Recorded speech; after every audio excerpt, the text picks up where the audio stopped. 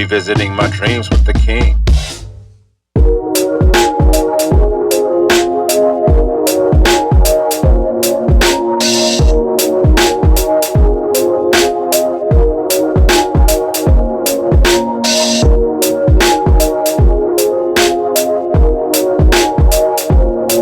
Don't get too personal. I don't know if you've seen any of the episodes at all, but I try to keep the questions to what people would want to know. I'm not trying to pry into people's personal lives, and that's not the nature of the show. Man. You're good. It's all about inspiration and trying to find the meat behind what we do. You know what I mean? Hey man, I ain't got nothing to hide around here. I'm good. Ask away. Yo, good people, welcome to another episode of The Ride, a journey to your dreams. I'm your host, Johnny King III, aka Still Chill Leroy, and this is the Revisit Your Dreams podcast show exclusively on the Revisit Your Dreams channel right here at youtube.com. Thank you again for joining us on another episode. We're excited that you're being here. Like always, we have a very special episode and a very special guest to present to you today. And like always, I want to start off by reminding you of what we're doing here at Revisit Your Dreams. Here at Revisit Your Dreams, we provide inspiration, motivation, encouragement. We explore real life stories of trial, error, and success, and maybe even provide a few laughs along the way. Thank you again. Welcome again to season 3 of the podcast. There's a lot going on out in the world today. You could be anywhere doing anything. So we thank you for being here with us today and spending the time. We hope that you are celebrating and honoring Women's History Month in some way. Today's episode is titled Passion and Skill. Keys to multiple income streams.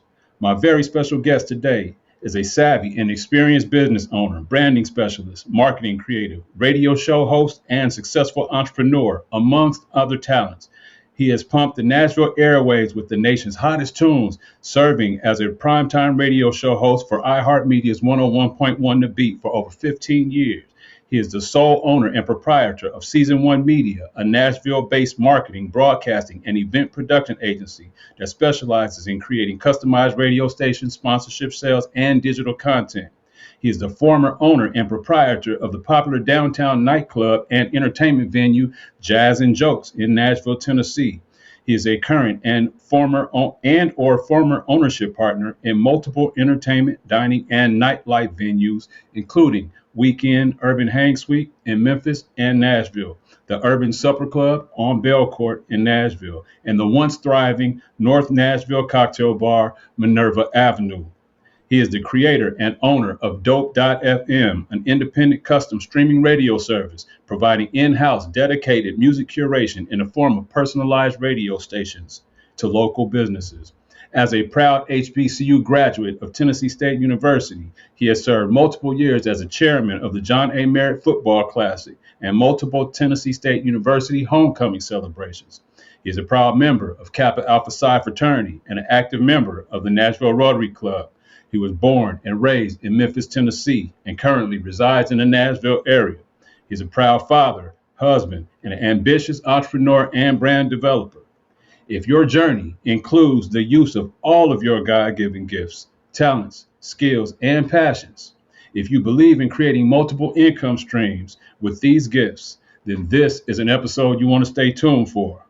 Please welcome to the show a Nashville tastemaker, a celebrity event host, a fellow TSU alum, and just a downright good brother. My friend, my homie, A.G. Granderson. Welcome to the show. What's up, good brother? Thank you for that introduction. I don't know what to say. I mean, I think the show's over. Thank you, man. I appreciate it, y'all. Have a good night. That sounded like a lot.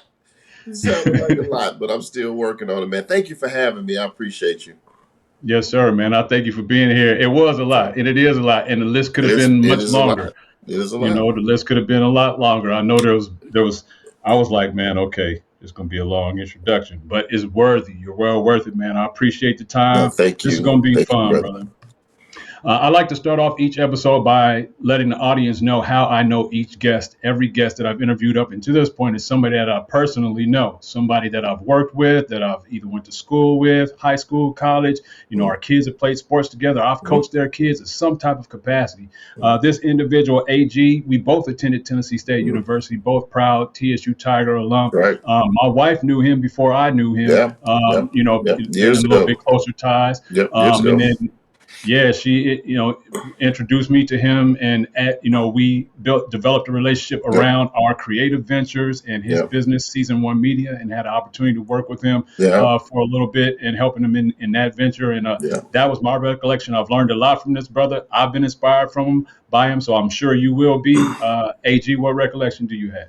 Well, yeah, and all of those things are true. I got to TSU in '94 and got a chance to meet so many people. One of the benefits of getting older is that you get to look back at some of those folks that you came up with, that you saw in the cab, that you just walked around campus with, and those people are doing great and amazing things now. And you get the opportunity sometime to be able to go back and professionally mess with them the same way that you did personally back in the day. And it's so awesome to watch people grow. I think one of the worst things that we can do is to try to hold people, and put them in a hole for what they were or who they were, 15, 20, 25 years ago. People grow and people have better, more experiences. Does not mean that they're not the same fun person, but it's very important for us to be able to look at each other and give ourselves the room to grow, and for us to collaborate together. And once we, get through kicking it, we can still have a drink like we used to before, still laugh and talk like that. But that's just the amazing thing about being older that I'm learning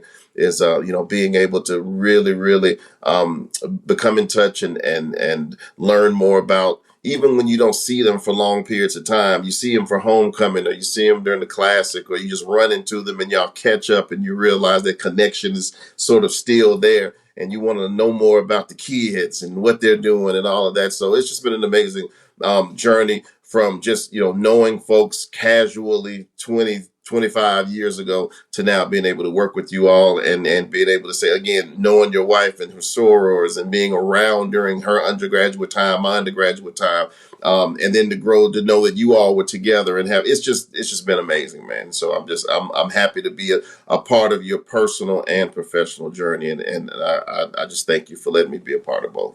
Man, likewise. It's been a blessing to be Yeah. associated with you, my brother, for sure. Um, Man, let's get straight to it. You've already started touching on it with that response a little bit when you started talking about, Tennessee State University Mhm. and meshing with other like-minded individuals as we get older. But let's get straight to it. Last week, our TSU Tigers won the OVC They championship to did. advance to March Madness tournament of '64, They which did. starts this week. The Yep. last time TSU went to the big dance was in my sophomore year, your freshman year in That's 1994. right. We lost to Kentucky in the That's first right. round And as a that's all 13 right. seed. And that's all right. 32 years later, we finally back. What a we, time to fi- be alive. 93, we 94, finally boy. back. Man, it's certainly exciting to me, but tell us about your HBCU experience and what this year's tournament bid means to you. Well, first and foremost, I'm lucky to also have a wife that now works for Tennessee State as well. So my wife is actually now a part of. She's executive director of facilities and just having an opportunity to be very, very intimately involved with our university. She also graduated from TSU. My journey began in '94, coming off of a high school career of having not been really loud or anything. I didn't play any sports. I didn't do necessarily anything. But my senior year, I decided to run for an office, and I won. And it kind of opened my eyes. Oh, I can do more. And so from there, came to Nashville from Memphis. Ended up kind of creating this AG kind of thing that ended up turning into a radio thing. But all of that started 100% with Tennessee State University. There's nothing that I can say that I could have achieved probably going anywhere else. I'm going to say that loud and proud, having gone Mm-hmm. anywhere else. I just think that, being in this city in Nashville in '94 and seeing where it is now in 2026, having to be able to watch the city grow and then being a part of that growth from, my first radio job was at 92Q. I'm one of the only guys that can say that I did nights on both 92Q and 101. 92Q was in '98 till 2001. And then 101 The Beat from 2001 until 2020. All of that was because, though, I graduated radio and television broadcasting and did an internship at 92Q, which turned into a job, so again, all of these things just attached to TSU. I was a vice president of the Pep Club. Shouts out to my man Push Up. We really, I was really excited about being at TSU. So it was really important for me to travel. And I went to games, went to the Circle City Classic in Indianapolis. We went to FAMU on the bus. Literally on the bus to FAMU. Yeah. I don't remember how many hours that was, but when you're a took that ride freshman, too. sophomore, man, you rolling, you 18, 19, 20 years old, and you're getting that type of experience and that leadership position, because they literally let us lead that. We had our folks that looked over us, but they let us lead that position. Again, that was because of Tennessee State. Fast forward to this past Sunday, the conference tournament, OVC. Again, I got there in '94. That was the second year that we actually went to, as you just alluded to, we went to and then have not been back until this past Sunday. Was it Sunday, Saturday? When my wife, we didn't go for the first game for the semifinal, but when they got to the finals, we said, "Oh, we're going to roll," and we literally drove up to Evansville like we left the house at maybe 5. We walked in the building at 7:45. The game started at 8. The game was over about 10:15, 10:30. We were back at the house at 12:30. But it was that important for me to want to be there. Yesterday, having done another trip, spring break for my 11-year-old, so we took her and some friends out of town. I had just come back, so I didn't get down to Gentry for the watch party, but I knew that immediately I wanted to be in front of my computer when it happened so that I could get my tickets for St. Louis, which I did. So I'll be headed to St. Louis on Friday. I bought them within moments of them announcing, because it's just something about this TSU spirit that's good enough for me, as we used to say back in the day. So I can't imagine doing what I'm doing right now without being grounded in Tennessee State University. Yeah, you definitely are grounded. Everything that I've known about you has been centered, not totally centered around TSU, but heavily centered around TSU and support of TSU. I wanted to make sure that when I became, whether it's a corporate world, nonprofit CEO, whether I was at the radio station, and even when I was doing that, was still going to school, getting my MBA at the same time, back at TSU. So I ended up getting my undergrad, and I have a graduate MBA from TSU, but I was also working full time while I was doing that, because you could do that back in the day when you're 21, 22, and my 21, 22 was it 90, 99, 2000, 2001. So I always tell people I could still get from, if you're familiar with Nashville, I know you got folks everywhere that are listening to your podcast, but right now you got a space from, I said, Metro Center to Antioch. I can get from Metro Center to Antioch at 4:30 in about 20 minutes. That was because my job was down there in Metro Center, and I lived in Antioch. Of course, Antioch was a spot. 99, 2000. Everybody lived in Antioch. Man. Antioch was going down, so I could drive there, in about 15, 20 minutes at rush hour. Now you try to do that, and you may get home in an hour and some change. Trying to go that way, but it was that progression of watching the city grow and being a part of that growth, and making sure that wherever I was, nonprofit, radio station, doing side deals, whatever it was, it had something to do with Tennessee State. I was going to bring them back into the picture. Whatever radio station I worked for, whether it was 92Q or 101, I always was that connection back to the university, because I always had something to do with it in some way, whether I was volunteering for, again, to chair the marketing, for the Classic, or whether I was just making sure that we had the presence of the stations on campus, because we had students that were interested in the music. So it was just very important for me to have that connection back there. Yeah.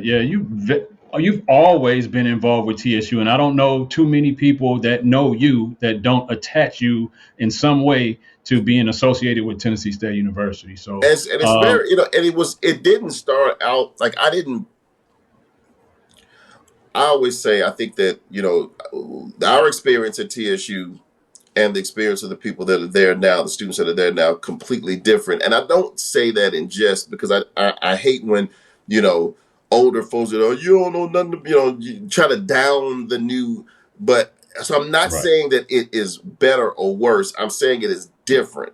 And the Hmm. difference is, because we didn't have as many distractions and as many things pulling on our attention, we were able to kind of create a deeper affection for the university, because all we had to do was to go from the student center to the A building for some sort of program or talent show, and then you had the parties in the women's building, and then you may go off campus for a party too here or there, but we're all crowding in everybody's cars. I remember I had buddies that we would get up, literally, when I tell you, we would leave the dorm at 2 a.m.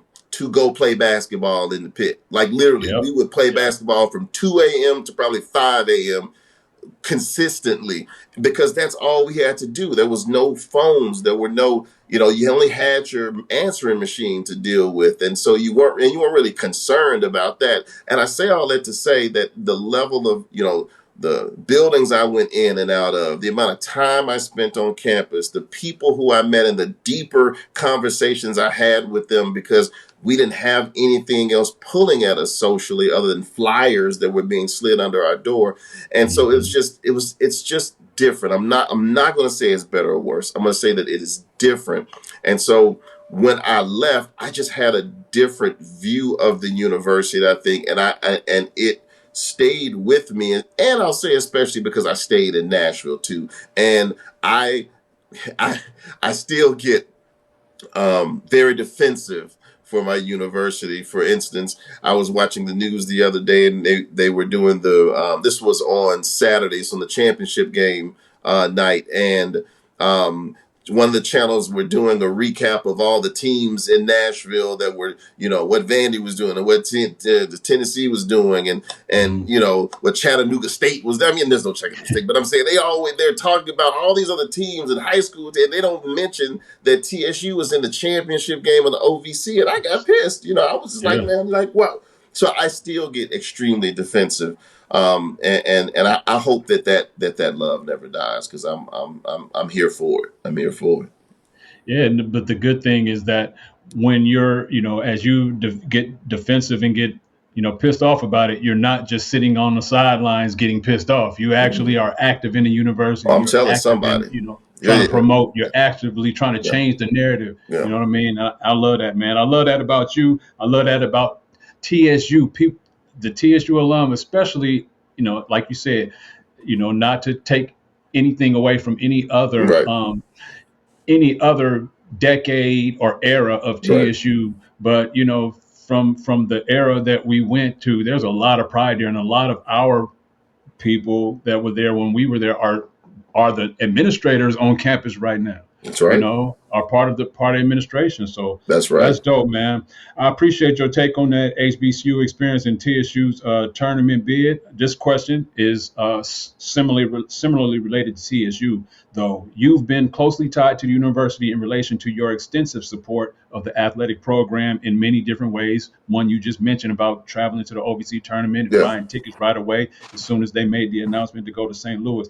yeah, Over the years, we've had a few TSU athletes go pro. We've yeah, had some big name head coaches and several nationally recognized high performing athletes. yeah. What do you think our programs need in order to realize greater levels of success in today's competitive NIL sports environment? Well, so when I talk about how we feel about the university, especially those that were there, I'll say let's say pre 2010. That's the way that you feel about the organization, the university, when you leave, definitely has a lot to do with how you give later on. And if I could say anything that we need to do, we're already fighting. Everybody's heard about this, $2 billion that the state has owed, or owes the university. Some of it has been paid, some of it has not.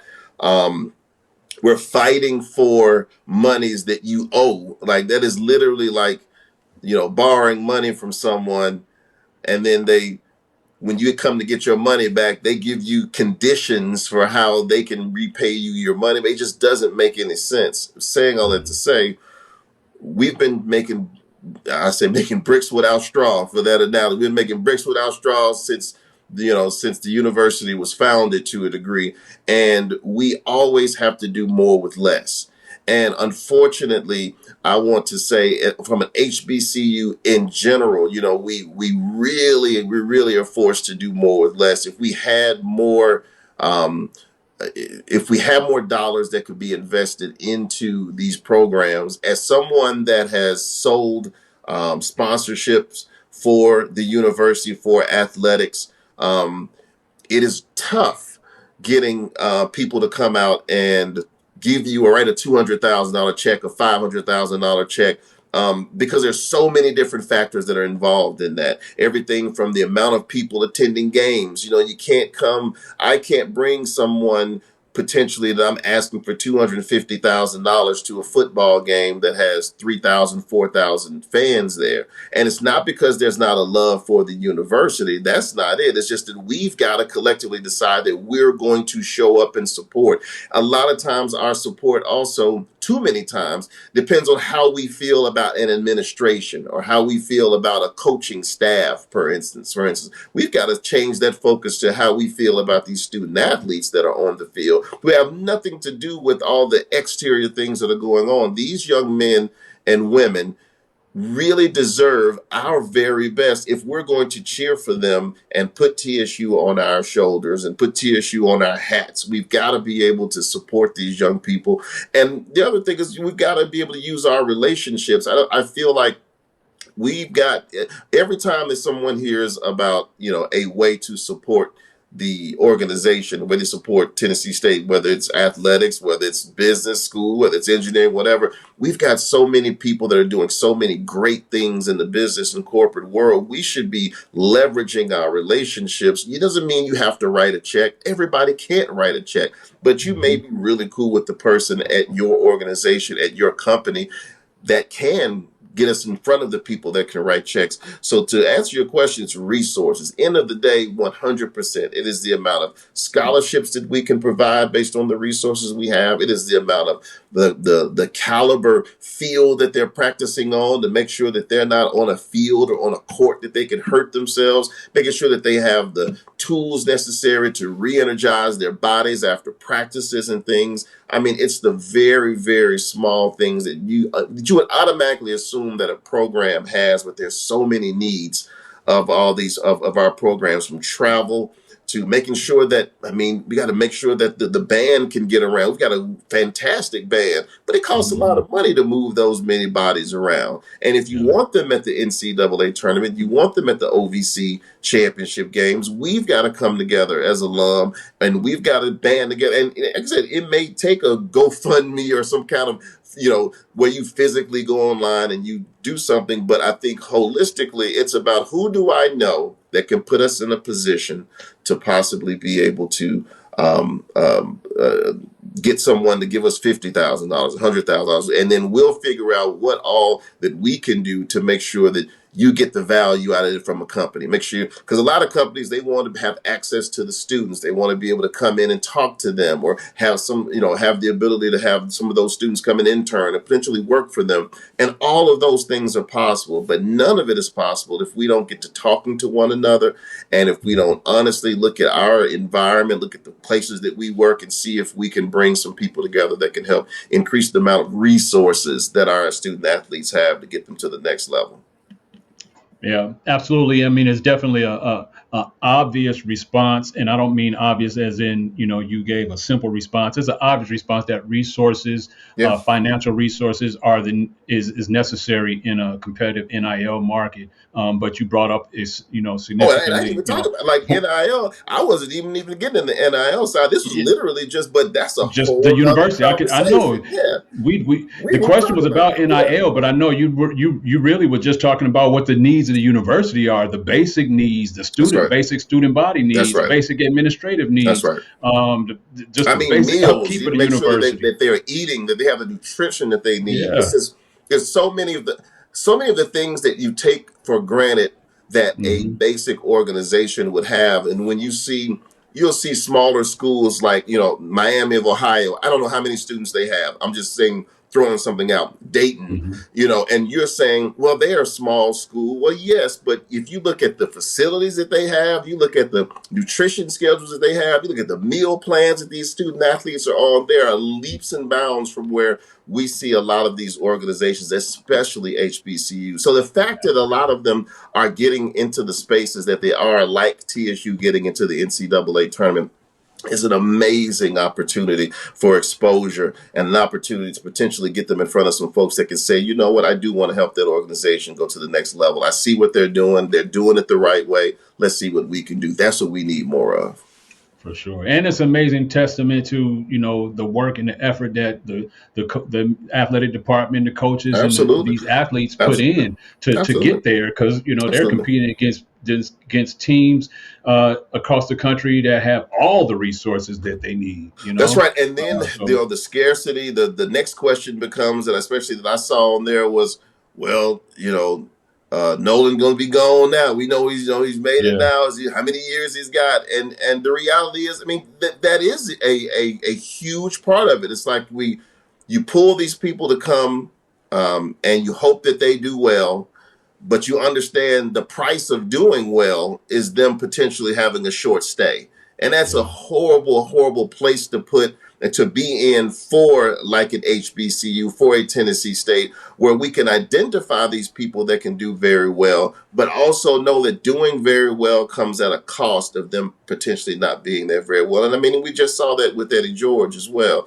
I mean, Eddie Hmm. came in and people really didn't like it. They did not understand why a choice would be made like that. In season one, there could have been an argument made for it. And then the improvement happened every single season for Hmm. the next 3 seasons, including a co-championship, including winning records. And then we lucky we got 4 seasons out of him because he became, a coach that produced wins. And so we're hoping that the new coach is going to do the same thing. We understand what year one looks like. There's a rebuilding period, and now we'll see what happens from there. But again, I'm just excited that I've been around long enough to know sort of what the process looks like, and really am one of those that are out there trying to get people to support the programs. And hopefully this trip to the tournament will evolve into another opportunity for our student athletes to get some additional resources.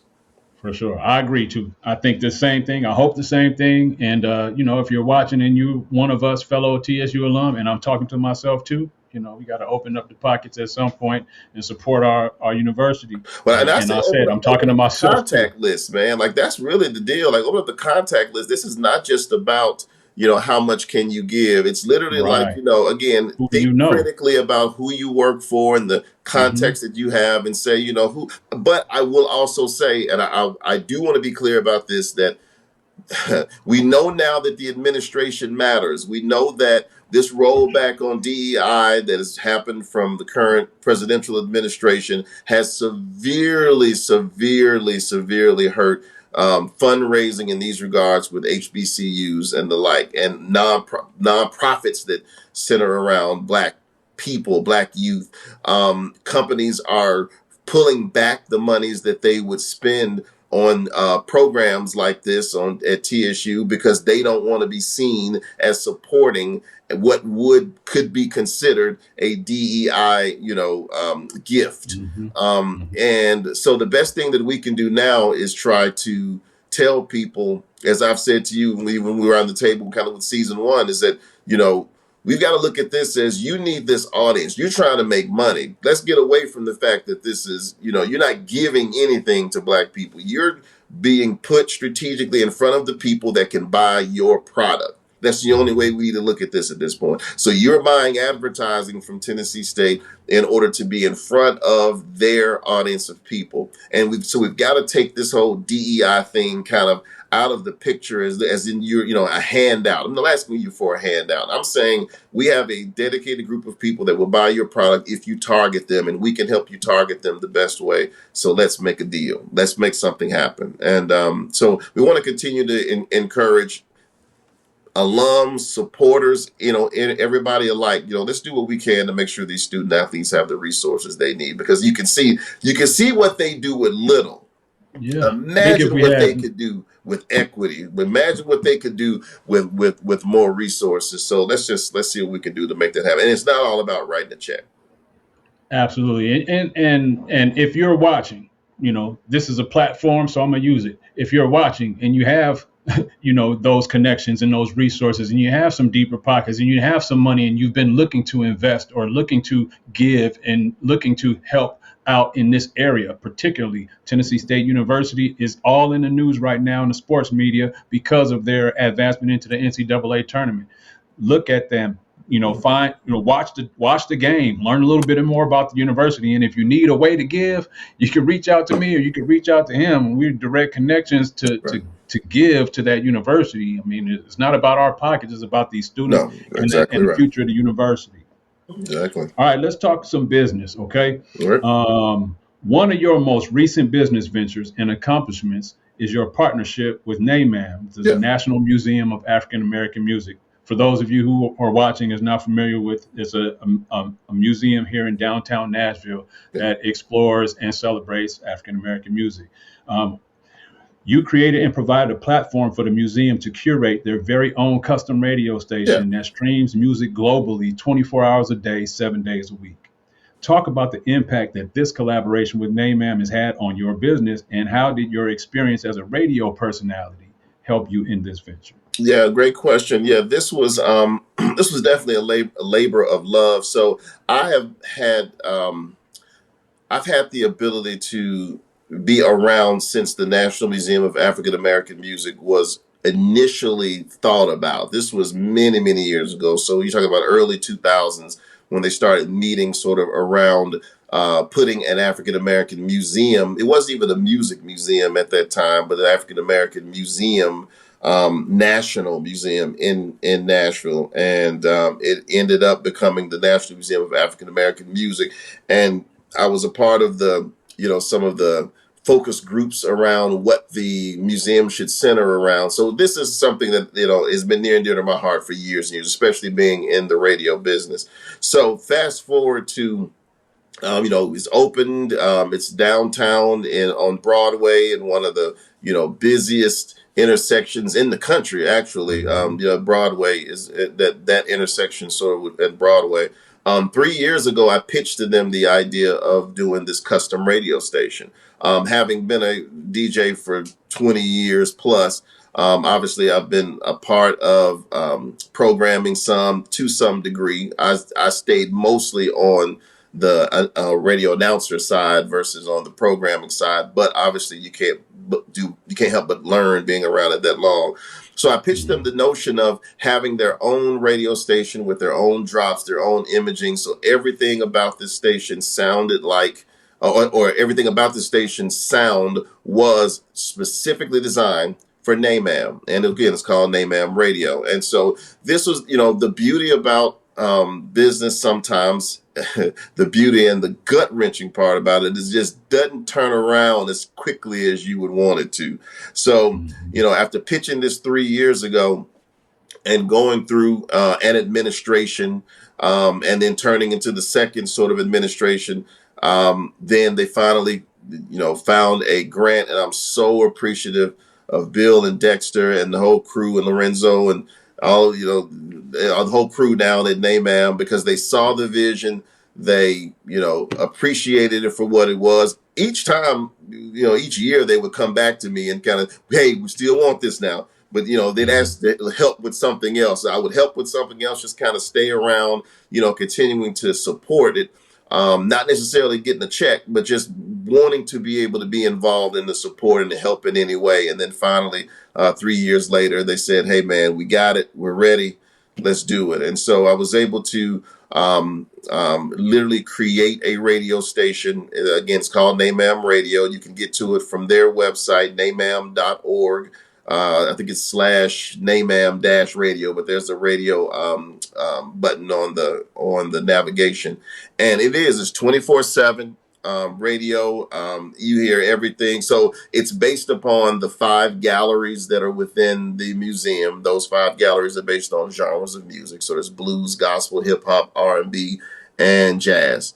And so on the station at any point, you can hear, any of those 5 genres. We also have, though, most of the time you hear them broken up into hours. So there'll be an hour of jazz, an hour of blues, an hour of R&B. Then I have a couple of hours that are various. So they'll be kind of all mixed in. A lot of live music, which was something that I really wanted to incorporate. You don't really hear on regular radio stations live versions of certain songs. So at 1:00, we play 1 whole hour of nothing but live music. Again, it's live R&B, live hip hop. So it could be Jennifer Holiday, it could be Mariah Carey, it could be I've got J. Cole. I mean, literally, like all live versions of these songs, and so I'm very pleased with that. Bobby Jones Gospel. I talked to Dr. Jones. He and I have been doing great business for years and years. So I said, Dr. Jones, would you mind lending us some of your archive of shows that we can put on? So between 6 and 8 a.m. every morning, you hear Bobby Jones Gospel, and they are it's some amazing old archive shows of his. He was so excited to get it done, and I always joke every time I call Dr. Jones, I got a 5-minute something I need to ask, but we always end up laughing and talking for about an hour. Just because it's just funny. I love talking to him. And so he was excited about doing that. I called another buddy of mine, DJ Steve Nice. He does a 5:00 kind of clock out mix every evening as well at 5:00. Another buddy of mine, DJ Dwight Stone, does this really cool praise break. So it is actually gospel mixing. It is amazing. It's at noon. We do that from noon till about 12:30, 12:45. He's on mixing. It's awesome. So really, my passion's back there, programming this station. I haven't jumped on as a jock yet. Right now, we're just kind of letting the music play and speak for itself. But I've got some people lined up to potentially hop on and kind of be some, to do some jock work on it as well. But I'm so excited about that and appreciative of NAMAM for allowing me the opportunity to put that together. Man, I'm excited for you, AG. I remember when I don't know if I was there in the very initial conversations, right, but I do remember the effort of trying to get that relationship started. Yeah. Mm-hmm. And so I was excited to see when you made that announcement that it finally come to fruition. So it did. Super proud of you and happy for you and happy for NAMAM. No, thank you. But and let me say this amazing, too, for all those, those aspiring entrepreneurs, everything that you put out there, like I said, it may not come when you want it, but it's right on time. When I tell you that was right on time, that was the call. When I got the call to do that, there were some things that I was kind of flipping through and kind of, just messing around with. I think I was just tinkering with things here and there until something like that sort of, presented itself and kind of said, we're ready to go. And so I threw myself into that. So excited about that opportunity. And again, thank you to NAMAM for that. Yeah, that's dope. We're going to put the link to NAMAM Radio in the information down below in case you want to tap in and tune in and see what NAMAM Radio is all about. It's 24/7 global streaming. It is. I like that what you said from 12 to 12:30. I think that people around the country or world might even tune in to that hour because that's a unique offering. On a radio station. DJ Dwight Stone, he's Ricky Smiley morning show, and he has been, again, I worked with him when we were both at iHeartMedia, an amazing guy, that has an amazing. I mean, when you hear this mix, I just tell you, just listen up at 12 o'clock Central on Name Radio. Those mixes are amazing, and you would think you've never heard gospel mix like that before. So, and again, Steve Nice, same way, man. Steve has been DJing for a very long time. DL Hughley show and some others, so he's nationally syndicated too. So, just excited to have these guys on the station with us. That's dope, man. I'm excited for you. I'm excited for you. All right, man, let's keep going. Take a deeper dive into some of your other business endeavors. Yeah. Some people watching this episode may know you more for your lifestyle and entertainment business affairs. You've hosted award shows, concerts, celebrity guest panels, and more. Yeah. Your venues, bars, and restaurants have all been successes during their time. Yeah. The Weekend Hang Suite in both Memphis and Nashville has been the host to some of the hottest after hours events in the city. Yeah. The Supper Club provided an unparalleled urban fine dining experience. Minerva Avenue on many nights was the liveliest entertainment in North Nashville. Yeah. As an African American business owner in Nashville, what are some of the challenges that you and your ownership group has had to face and overcome in order to successfully operate those businesses? Well, let me first. I'm glad you said the ownership group. You know, I don't want to act like any of those things were done by me. You know, by myself. Those things were done because there have been a group of us that have worked together on all of those things. Myself, Robert Higgins, known as Black Rob, and Joe Johnson. We've done all of those ventures together. We started with our all white affair event that we used to do every year. We were doing 4,000 people. That event was the first event held at the Music City Center, like the first event ever. So you got a $500 million building that the very first event was this, you know, all white affair of nothing but black folk. There was 3,000 to 4,000 folks, and That's shouts out groundbreaking. to, you know, rest in peace, my buddy Francis Guest. You know, he Francis is you know, one of the giants of the city, and he kind of went to them and said, "Hey, I want these guys, you know, doing their event in that building," because we'd been to Nissan Stadium and the zoo and all these other places, and he said, "No, we want to bring this event there." And so we got together and did that. It turned into Jazz and Jokes. The building, I was already doing an event around the city, and so Rob found a building that the guys wanted to sublease. So we actually, and it was on 3rd Avenue. So that was the first building that we went into. And that turned into, things evolve. There's some businesses that will do extremely well. Some will be your learning experiences. Some will be, some that come in. I've failed, miserably at some of these things before. We had one venue that was open for 4 months.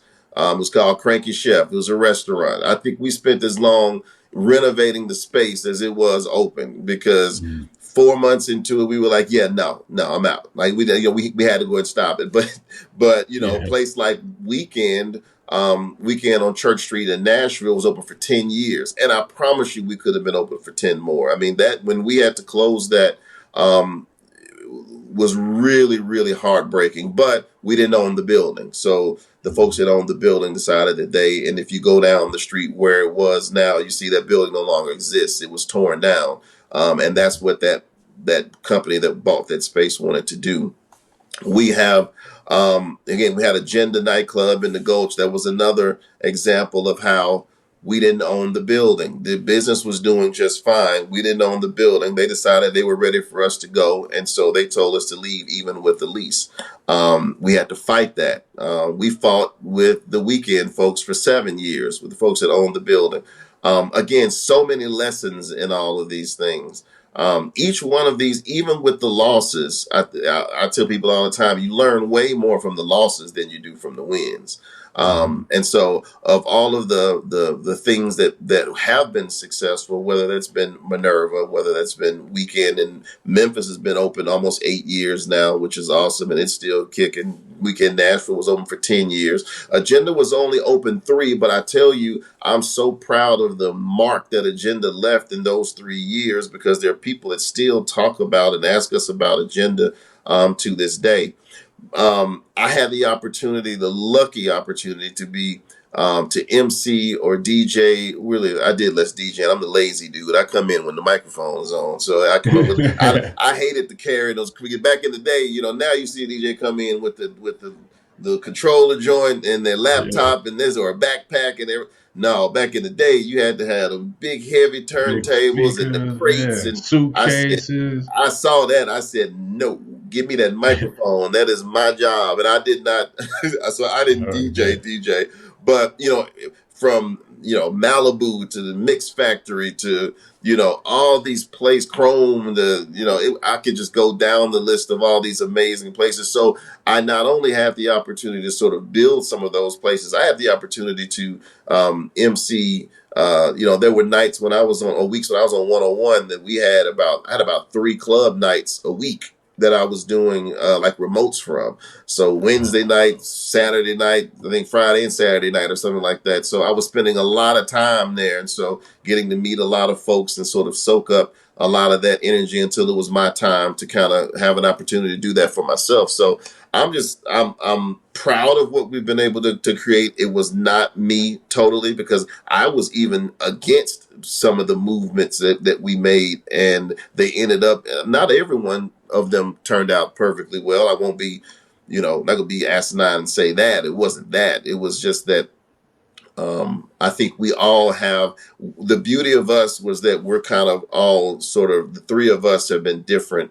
I'm not gonna say generations. We have a little bit of age gap between each of us, so we all kind of had our own crowd of people that followed us, and that also meant that we had our own set of experiences, and so we could come when ideas came, and we could kind of toss those ideas around using kind of 3 different sets of experiences, and I think that just really created a really good balance of how we were able to kind of move around the city. Plus, we had our own kind of unspoken rules. We all, I really didn't care about being out in the open and being seen. I really wasn't care about walking around the club and doing too much of anything. I like doing the daytime work and worrying about the operation side of things. Rob was the guy that was more out front because he was the younger guy and he was more of the party of the club guy. I was starting to slow down in that regard.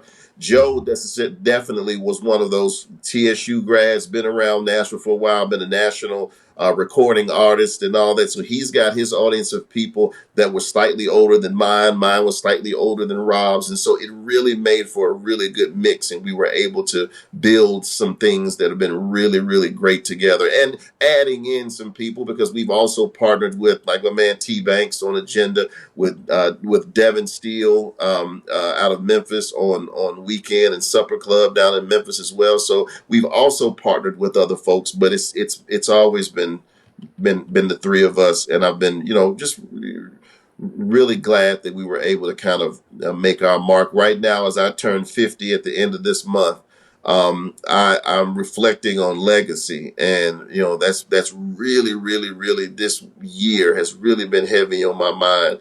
And as I go into my 50th year here is what would my legacy be, and sort of how what would be my mark when I leave. And so I'm really glad that we've been able to produce and create some of our legacy together. Yeah, you've done a lot, AG, and created a deep legacy. I think that most people from the outside looking in that know you would say that you've already established a strong legacy, even with just some of the things that you've done, the businesses that might not even be in operation right now.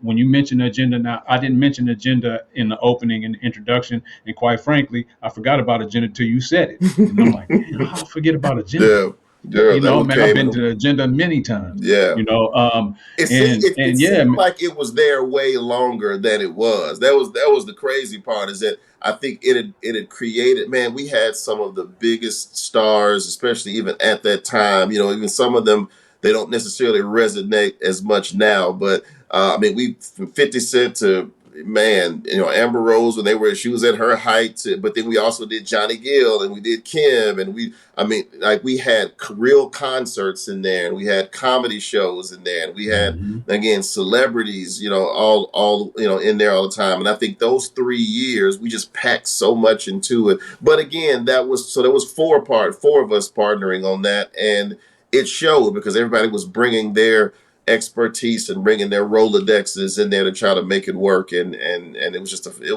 was a what a time to be alive experience.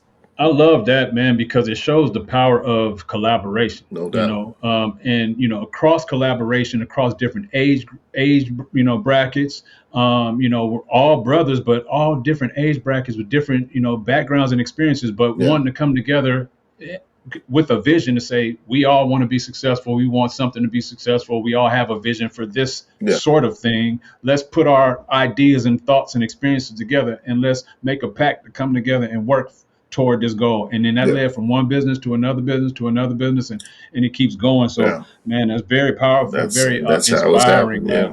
Thank you, man. Very inspiring. Let's talk about managing your businesses during a crisis. In October of 2022, we just talked about the weekend Urban Hang Suite in Nashville suffered some damage internally and within the local news media coverage after an arsonist had broken into the club after hours and opened fire with a gun. Nobody was inside, and then tried to set the club on fire. Last year in 2025, in the night of 4th of July, the Minerva Avenue cocktail bar was the victim of a fire with suspected cause being fireworks from the nearby fireworks display. While these were some of the most newsworthy instances, I'm certain you've had to face many more challenges as an business owner that have attempted to derail your business endeavor. Talk about what it takes to continue opening your doors and creating new business opportunities despite having to overcome multiple setbacks during the course of normal operation. Yeah, sometimes you just have to find, the drive to continue. Sometimes you want to quit. Sometimes, especially when it seems like, people are ganging up on you, or that you feel like that things are just not lining up for you. Which again is the other beauty about having partners.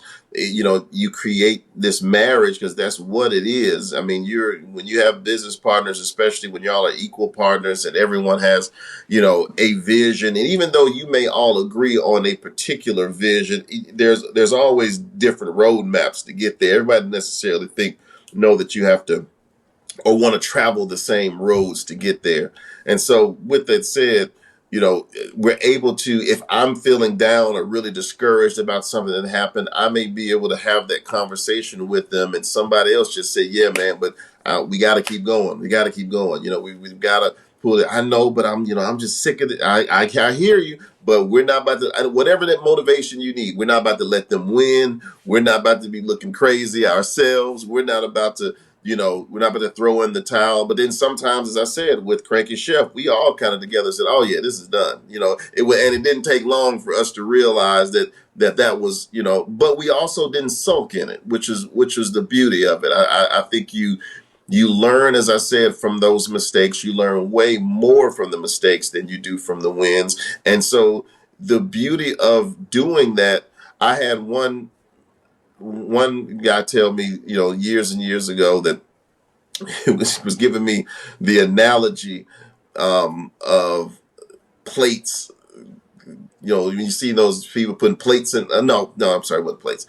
You use the plates one, but this was juggling eggs, and he was saying, you can juggle as many eggs, and people are sitting and watch you juggle eggs for a little while, but then when you drop one, the only egg they'll see is the one on your face. And it's like, oh, okay, so what is that supposed to mean?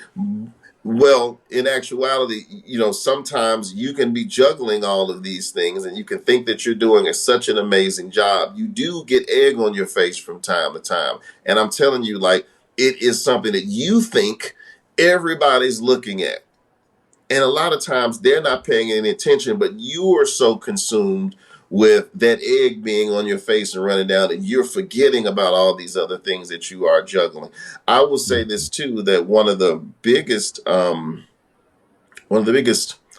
wins that I could say that we've had, it's not a one-time win. Our ability to be resilient.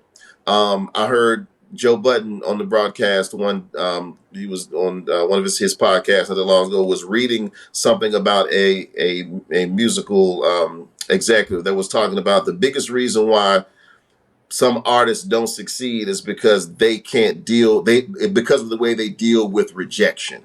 Yeah, And yeah. being able to deal with you and be okay with you when your star starts to dip, and not being able to be on top all the time. How you deal with that lull says a lot about the way that the trajectory, your ability to rebound. That's what a lot of people are looking at too. When so another big lesson we had to learn is about closing businesses as well. I've closed as many businesses at this point as I've opened to a degree, because none of them have lasted forever. So I've got a couple of more on open that have been closed, but we tend to feel like, especially us, we tend to feel, because there's not as many black businesses out there, that we're a failure if you have to close these businesses. And because we feel like, like there's a spotlight on us because it's not that many. And I have to remind my guys a lot of times, it's like, man, I know that's how it feels. That's how it's kind of sounds in your head. And even on social media, when you watch people talk about, missing a place, or it's okay, man. It's okay. You can open up another one, they'll forget all about it. Even if you don't open up another one in agenda, we didn't open up another agenda. They still talk about agenda to this day. You can evolve, you can grow, you can decide to close things. It's okay. And it's very important for us to know. You got to, like you said, you got to know when to hold them, know when to fold them, when to walk away, and when to run. And we have had to run away from some businesses with that. Man, that's a great testimony. A great. I like how you close that. With the line from that song, and reminding people that sometimes you have to walk away, and you have to be okay with walking You got to away. be okay with walking away. You have to understand that sometimes it's just time to walk away. Like Look, it'd be disadvantageous for you to stay at this point. I talk in song parables all the time, like that too, man. It's been something I've done since I was younger. It's like literally as I was a kid. But Chrisette's song said, "Blame it on me, say it's my fault. Say I left you outside with a broken heart. As long as it's over, as long as you can say Long whatever as it when is we you done, want to. we Yeah, done. man. But say I did it. Say I messed it all the way up. Doesn't matter whether doesn't matter if it's the relationship, the business, or whatever it is. When I'm ready to go, I'm ready to go. You can say whatever you want to say, as long as you say it's over. Just make it clean, and let's As long as you say move it's forward. over, boss. That's inspirational, and that's because you're right. In our community, I agree with that statement that a lot of times we will look at a situation and believe that we failed because our business venture wasn't successful to a Right. certain point or didn't last forever. Right. Business, in corporate America, corporations sell all the time, every day. Big Constant. corporations sell to some other corporations or get absolved by another Constant. corporation, and it is what it is. Sometimes a business opens for the purpose of selling after 10 Oh, years, but that's a real thing. Like season one can definitely be a company that I can sell in 5 to 7 years, and I'm okay with that. I again learned from another buddy of mine in business. I'm looking forward to being able to fire myself. See, that's the other side of business that, especially when you get into founder syndrome. There's so many of us that start businesses, we take it to about where we can take it with our level of expertise.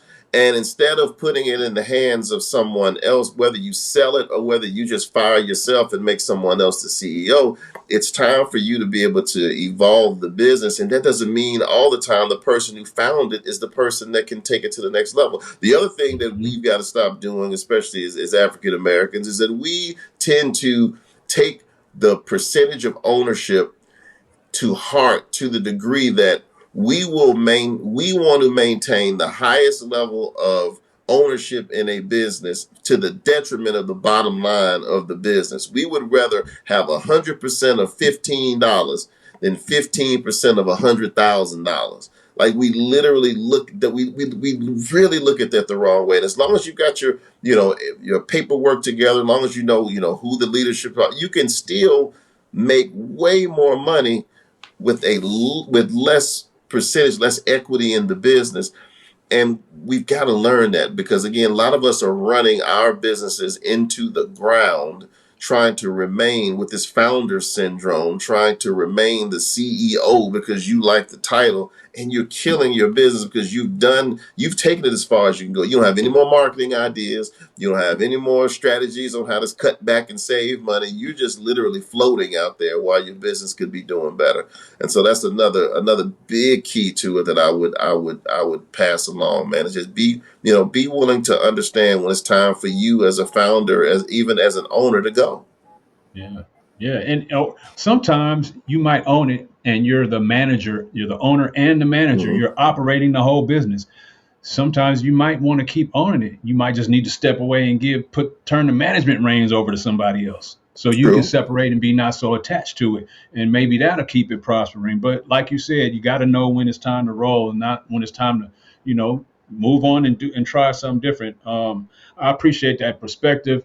There are some business people out there that are watching that own businesses that are at that point, right, that you just spoke Yeah. about, of what do I do now? Do I Yeah. maintain my position, or do I turn it over to somebody else? Do I give another person an opportunity to see where they can take this, or There's do I sell it to somebody? there's absolutely no shame in, I say, fire yourself, but you know what I mean. Effectively, you're Yeah. looking to turn over the leadership, the day to day, whether you hire a COO or you hire a CEO, and you may become chairman of the board, where you can maybe you don't currently have a board and maybe you want to create a board. Maybe now, if you turn over the reins of the day to day to somebody else, you could spend some time actually building a board that can help you grow and flourish the business. Maybe you want to convert it from an LLC to a corporation and now run it as a corporation because you're not doing the day to day. Sometimes being so involved in the day to day and running and being a part of running the business, you're not able to work on the business because you're too busy working in the business. And so you're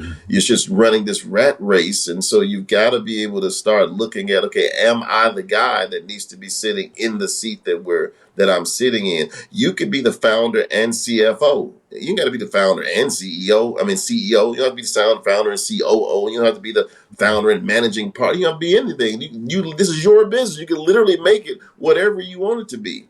Hmm. And at some point, again, I don't think there's any. Even if you enjoy the business, it does not mean that you're going to do this forever and ever. And like I said, thinking about legacy, I'm thinking about, I've got a 19-year-old son who's in college. I've got an 11-year-old daughter who watches their mother and father, work, and mom that's been also working for construction companies and being project managers, and now working for the university that they know we both love to death. And I want to be able to have a business if they want to be able to Hmm. pass to them. I'm not in the business of requiring my children or trying to force them into the same thing that I'm doing. They're going to choose for themselves what it is that they want to do, and I'm going to support them like hell. I'm going to support them like it's my vision.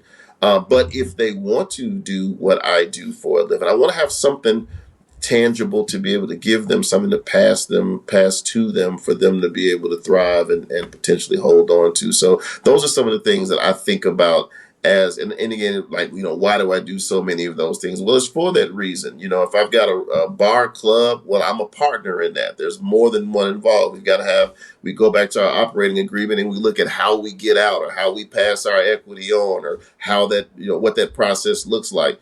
Well, in season one is all 100% me. So I can determine how that business floats. And so for me, being comfortable with how business works, especially on the bar and nightclub side, I mean, the trends, I've been in this long enough to know. I mean, you've got really great periods, you've got really horrible periods. The really great periods can last a while, but they also can be very quick. Tax season becomes a really great period, but it only lasts for 2, maybe 3 months. Yeah. But the economy itself cannot be great for a long period of time. And so expecting that business to be able to pay you consistently That's just hospitality is a very fickle business. So having something else going on that I can do at the same time that gives me that same, joy, and I'm still working with that, but also have to make sure that there's revenue coming in at all times. Yeah, man. I love the variety of different things that you dive into with being a radio personality, creating sales, pitch decks, things like that, sponsorships, working at Yeah, the university at TSU, hosting events, just and and you found a way to make an income stream out of most of those things. yeah, And that's what's important. That's what I hope that you guys, if you're watching, that you're getting out of pulling some of the nuggets and gems that yeah. he's dropping, out of it, and being inspired in your own ventures to try to create some more income streams for yourself out of your own gifts and past. You heard him talk about what he did when he was in college. He did a lot, and at different clubs and bars, and he loved Man, music. So man, I was that man. led to Look, I Nayman. was That doing led to that. Dope FM. I was working at. I Jazz was and jokes. Well, no, I was when I was in college. Yeah, I had work study. I was working at Sears, doing. I forgot what we were trying maintenance agreements. That's what it was. We were telemarketing, selling maintenance agreements for Sears. I worked for Gannett. Shouts out to my boy LaSalle. That's Goodness. where I met. Where I met LaSalle, even though he was at Shout TSU out too, but he LaSalle. was managing out at the. So I'm saying, like, I understand the I understood early. Again, my mother, raised by my mother in the house of mother, grandmother, and aunt. As soon as I was 16, I had a job. Before I was 16, I was cutting yards. I understand the value of the way making honest money makes you feel. And then when you feel good about the work that you're doing, you tend to want to do something else. And you also tend to want to give back when you understand that you didn't get there by yourself.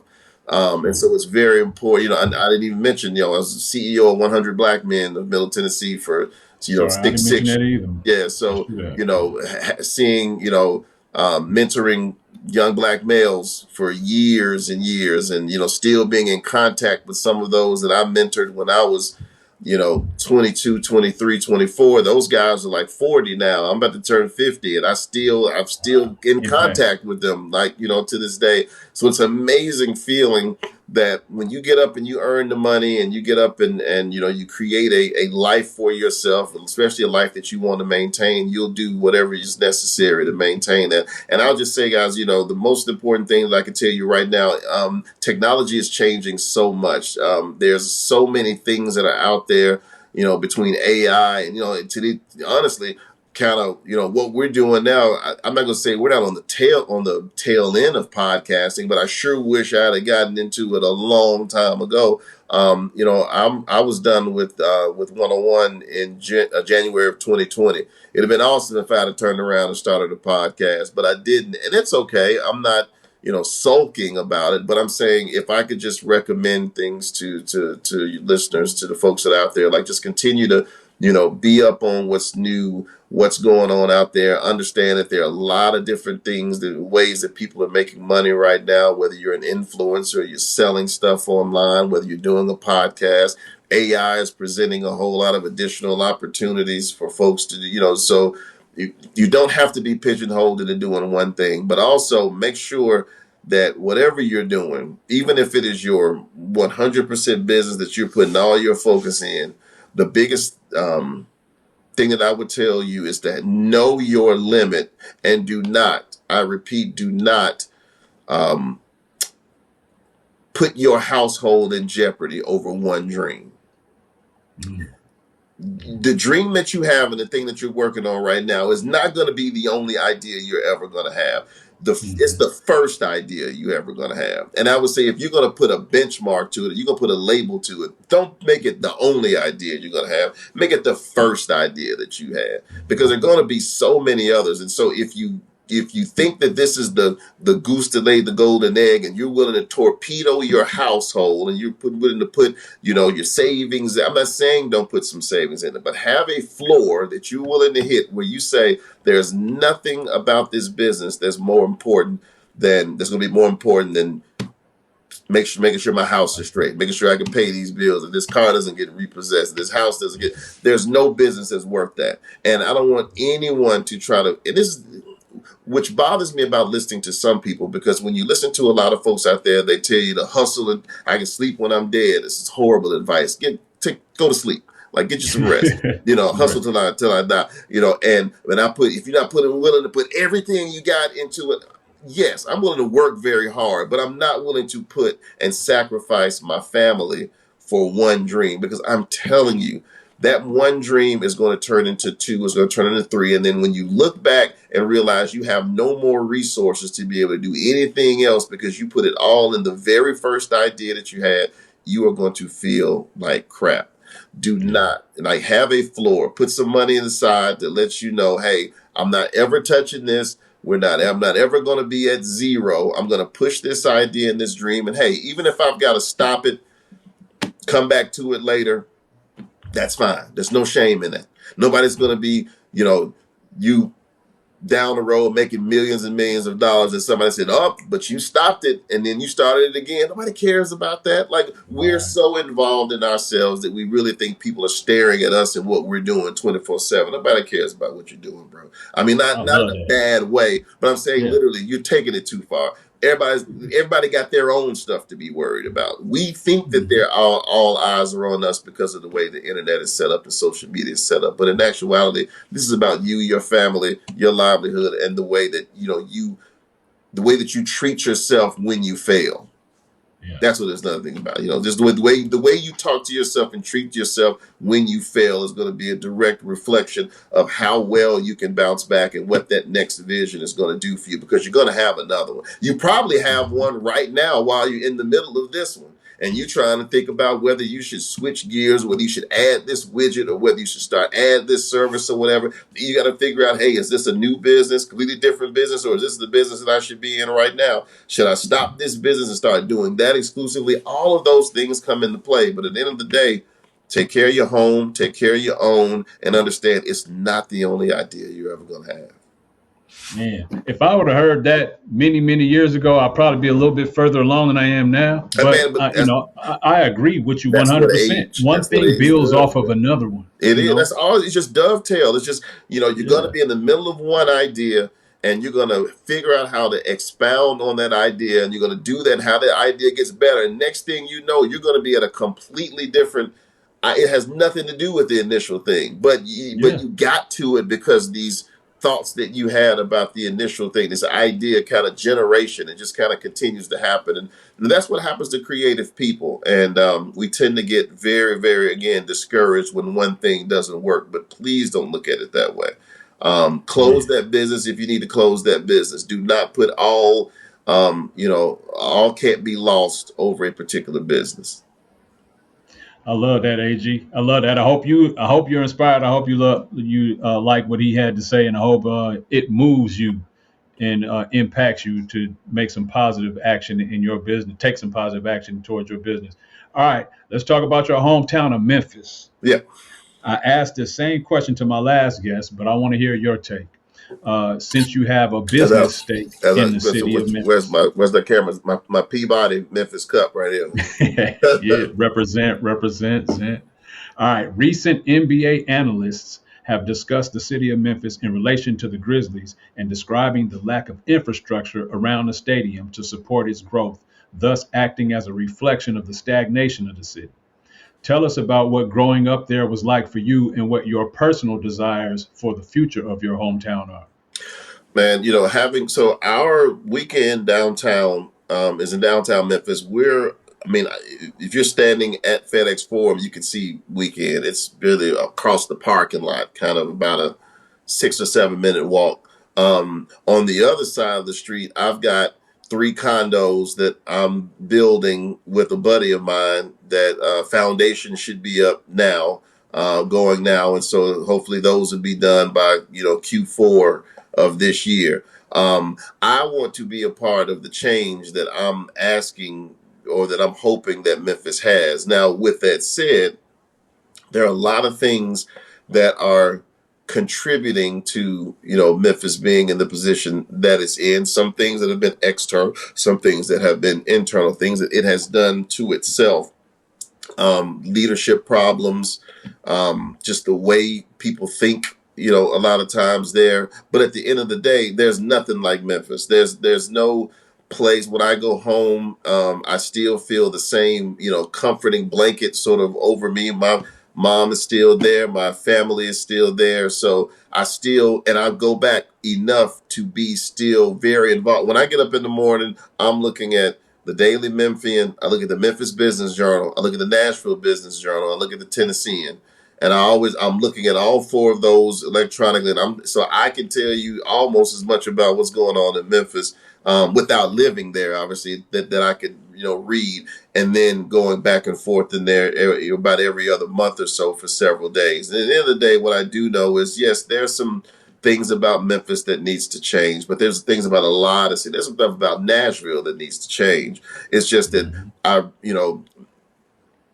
Nashville was Memphis's little brother for so long. When I was growing up, that's the way it was. Memphis had, I think, almost 1 million people at the time. Nashville was like 200, 300,000. You come here, you go to Opryland when it was the Opryland theme park before it was the mall. You come and go to the theme park, and really that was about it. I mean, because we didn't go to, many times I came up here, we didn't go to the Grand Ole Opry. We weren't country music fans, but we did come to Nashville from time to time.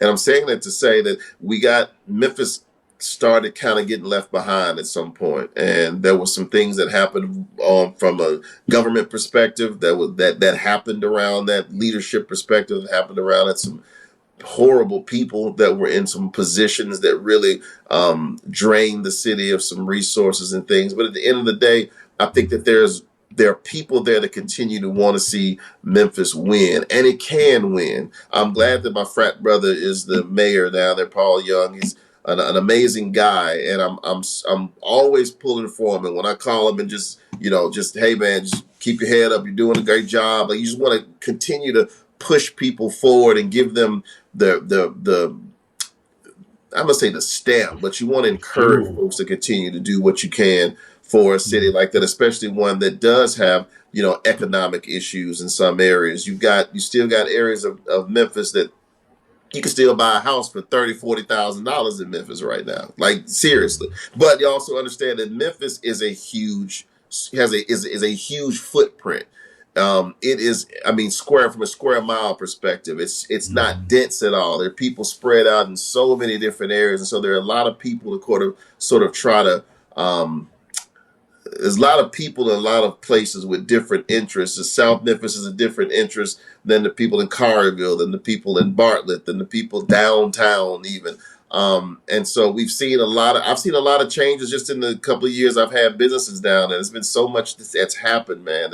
We had robbery issues down there for a while. People were doing a bunch of break-ins. You had people there. So people were scared to come downtown for a period of time. And so I really pray for my city. I say my city, Memphis, because again, that's my born and raised, graduated from high school, to just find the stability that they need in order to evolve. Because every time they seem like we're on an upward trajectory, something happens. We hit this wall, like I said, whether it's at the state legislative level, sometimes even at the national level, where they just don't get a chance to get over that bump. But in the middle of that, in between time, we're gonna roast the brand new anchor for Fox 17. That was a moment for Memphis earlier this week. Yeah, for sure. But that's the type of city that you have. We're gonna find some things to still laugh about. We've got some things in common. So, we're gonna roast you. I mean, that's all we did at the lunch table, growing up. And so, I mean, that's just in our DNA. Probably to our detriment at times. We be checking when times don't require that. But I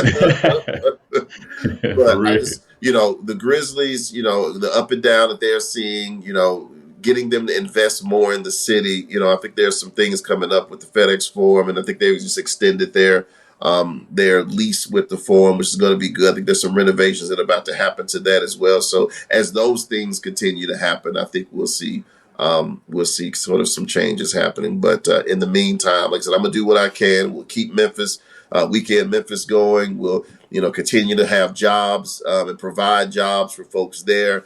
Again, on the other side of Danny Thomas there, I'm going to build these 3 condos with a buddy of mine. I've got 2 more, lots around the city that I want to start on. Hopefully after that, just doing my part. Nothing huge. It's not big developments or anything. It's just, doing my part, to try to uplift and say that I'm, again, legacy for me, man. What am I leaving?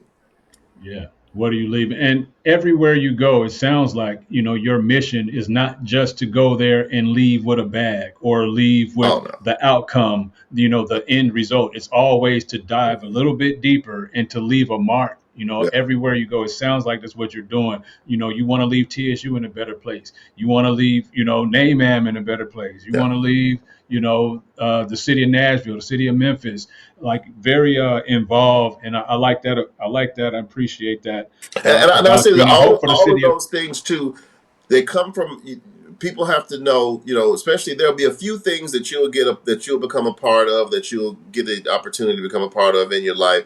And every time that you go to those things, you're not going to be able to get a paycheck for everything that you do.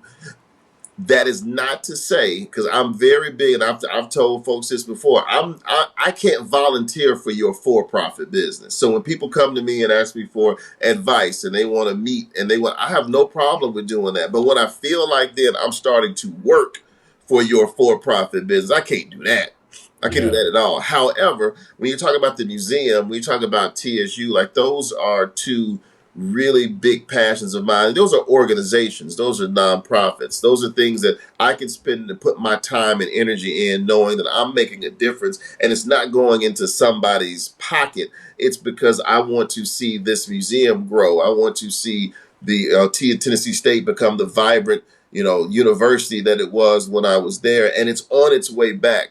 The current administration, they're just doing a phenomenal job, really taking a step back. I think that this is a very good example of taking a step back to be able to move 8 steps forward. And I think that's what they're doing. And I can do nothing but commend the president for what he's been doing around that. And lucky to say that my wife is involved on the executive committee and working really hard with President Tucker to make those things happen. So I'm excited about that. But I will just say to everyone, you could find the things that you're passionate about, figure out how you can make money doing those things that you're passionate about.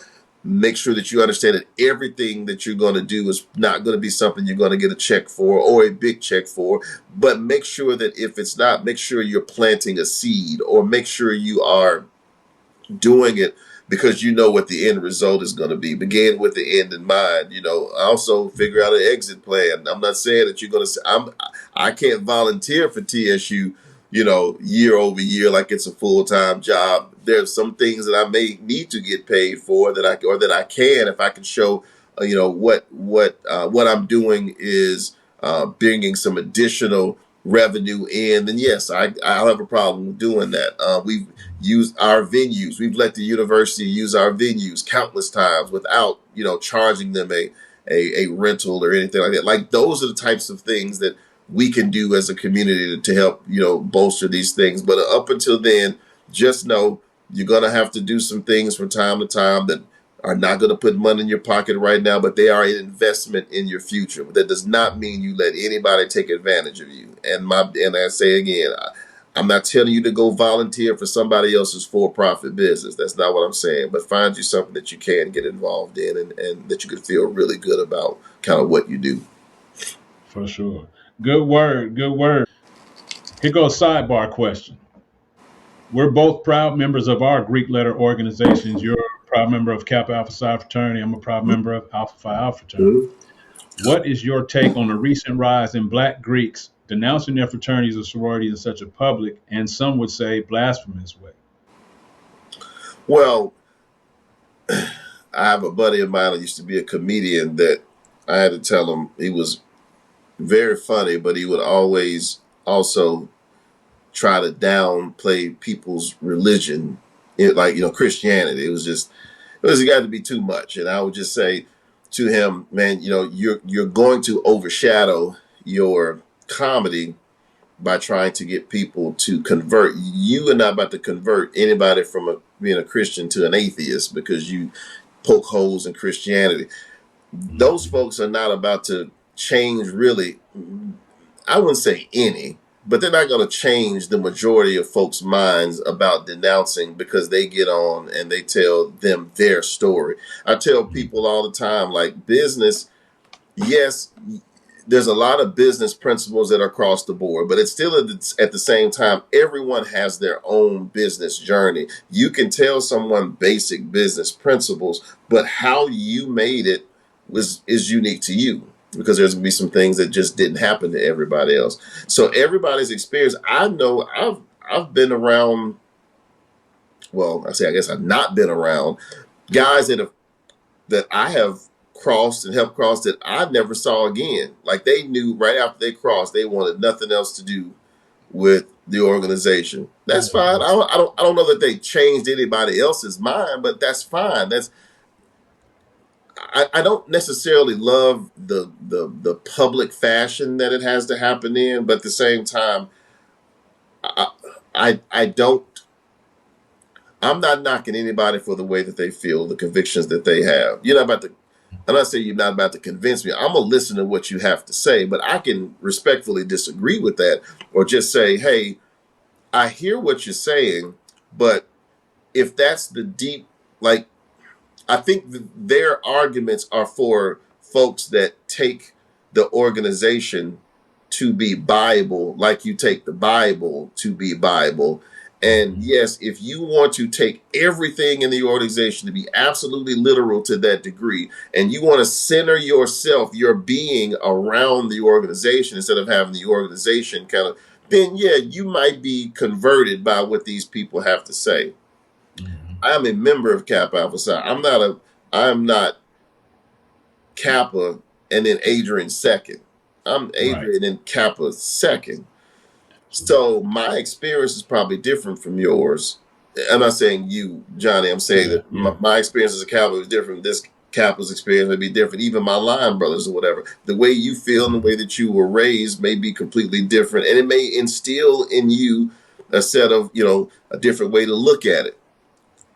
It doesn't bother me. I guess what I'm saying is, other than it doesn't bother me that you feel the way that you feel. You're entitled to the way that you feel. God bless you. If that's the way you feel about it and you feel that, the rituals that we went through or the things that we did, don't do it. Like literally don't do it. Like you have that choice. But I don't know how I feel about you trying to now minister to other people and trying to convert them to the way that you think. You're entitled to the way that you feel. I'll never tell you that you can't feel the way that you feel, but I don't know why you feel like you need to convert me or now like you have to legitimize the way that you feel by converting me. No, it's okay. You can feel that way, and I can feel the way that I feel, and we can still be good friends. If you don't want to be called a Kappa again, or you don't want to be called Alpha, that's fine. I never have to bring it up again. Like let's not act like we now can't be friends or we now can't associate with one another. I don't like that the rabbit hole that they're going down with that. Honestly. Yeah, and that's why I asked the question because that's the part I don't like either is that rabbit hole. It is to each his own. You create the hole and you slide down it on your own by your own will. But it definitely destroys some relationships. Probably tears down some trust factors. It kind of helps demean a little bit of what the positive things that the organizations that are designed to do. It takes the shine off of that and puts focus on things that are irrelevant to what those missions are of each organization. So I appreciate your take on that. I don't agree either. It's very critical for everybody. I do think it is important for everyone to put these organizations in their proper perspective, in their proper place. Like, yes, there are guys, you and I both know guys that just wear their letters on their sleeve, on their hat, on their heart. Every 2 words is about the organization. Well, that's a lot for any organization. Okay, if you're talking about Jack and Jill, I don't want to hear about Jack and Jill all the time. I don't want to, I don't want to hear about it. I don't don't need that much kind of.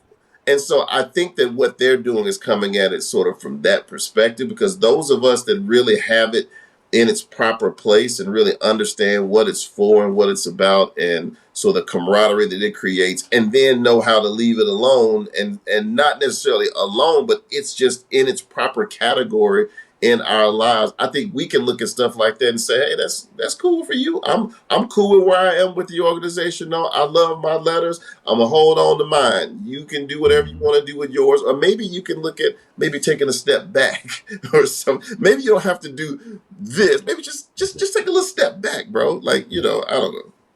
Just pause for a Just year or pause so and for. see how you feel about it after a while. I You know what I mean, mean? but I get it. People get, especially when they're new in their journey, especially like, in their journey with God, and you start reading passages and you get this version, then the King James version, the New King James version, then the new no Greek version, is whatever. The new Now no you got Greek. all these interpretations of everything, and so now you don't really know what to listen to. You're getting 10 different things. So there you go. Hey, we hope you're out there. Hey, if it's on your heart, it's on your It's heart. on your Do what heart. you feel. Yeah. Do what you feel. But And may the do Lord what watch you between feel, and me don't and try thee. to make everybody else feel like they should be doing what you feel. And may the Lord watch between me and thee while we absent one from another.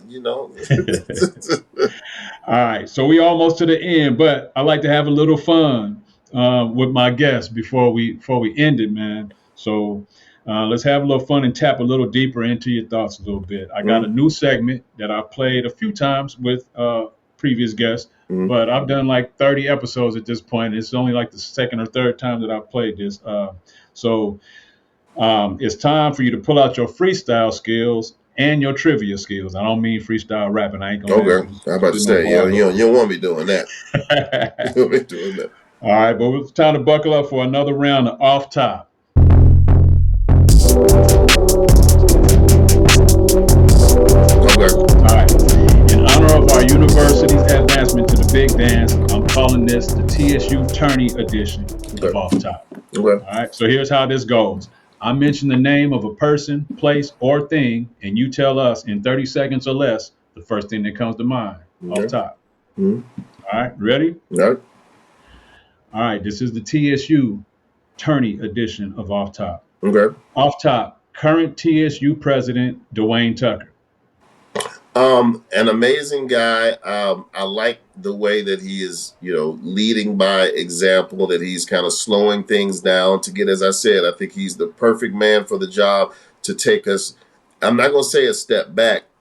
I only talk about that from an enrollment perspective because we don't have, we've taken enrollment down, but that is in an effort to build it back up the right way. So I really appreciate him. I think he's a phenomenal dude. I can't wait to see what he'll get accomplished in the next 4, 5, 6 years, however long he desires to be there. I think we'll be happy to have him. I agree. Off top. All right, off top. Current TSU men's basketball coach Nolan Smith. Real good dude, man. Had a chance to sit down and sort of, talk with him about the things that he was looking to do. This was before the season ever started, right after he got here. And I could tell that he had, a genuine passion for the university. In order to be here, you have to have this passion. You have to have a passion for what it is, especially coming from programs like Duke. And I was talking to him about, I don't know if you remember several years ago when TSU played Duke, I actually went to the game in Cameron Indoor. Was remarkable. I had never been, and he was actually one of the assistant coaches at that game. And so we were talking about sort of that game. And again, a genuine guy. I think he would do well and will do well. I think he really has embraced the HBCU experience because that's not where he's come from, but I can see him thriving in it. And I hope he's here for many years to come, but I just don't know. He's just that good. Yeah, I know. He's great, and I hope he stays, man. Congratulations, Coach Nolan, on Man, everything you've accomplished this congratulations. year. We Can't wait want to you to see. stay. I'll see you in That's all St. I can say. Louis. All right, off top. Tennessee State University homecomings. Man, I am at the point, this would be like my 30-second homecoming. I think right around 22, 24, I was kind of like, yeah, I know what it is. I know what's going to happen here. Like, I had so much fun for the first 20, 25. And because you live here, you've got so many people that they come into town and they want you to be the automatic turn up. And I did that for years and years. And so I would say probably right before COVID is when I started kind of going, I started appreciating it for what it was. And that was, my undergrad that leading up into 40 sort of experience where I literally went hard. When I tell you, I was never at home. Even we got, had kids, I would come in, my mom would come up from Memphis, I'd change clothes and be gone again. She'd go to sleep, get up, change clothes, gone again. She knew that was the case. And I really, really hope that these students now and the most recent ones get to experience it the same way that we did and find that same, love and passion for it. There's nothing on this planet like TSU homecoming and like the family reunion that you have there. Only thing that happens is you start realizing you can't drink as long as you used to, and the recovery time is not what it used to be. And so I think the slowdown starts to happen a little bit, and you realize I can still have fun. I just don't have to have as many drinks. I got to pace this thing. Gatorade, whatever, walking around with a water. You used to walk around with alcohol in the bottle. Now it's water in that bottle. There's water in it, man. Running. For sure. All right, cool. I appreciate that take. All right, off top, TSU basketball great Anthony Mason. Funny story. So I wasn't there when Anthony Mason was there. I don't think I've ever told this story in public. Outer Limits, a club called the Outer Limits here. Anthony Mason comes in. I was emceeing there, doing something. I think it was on a radio broadcast.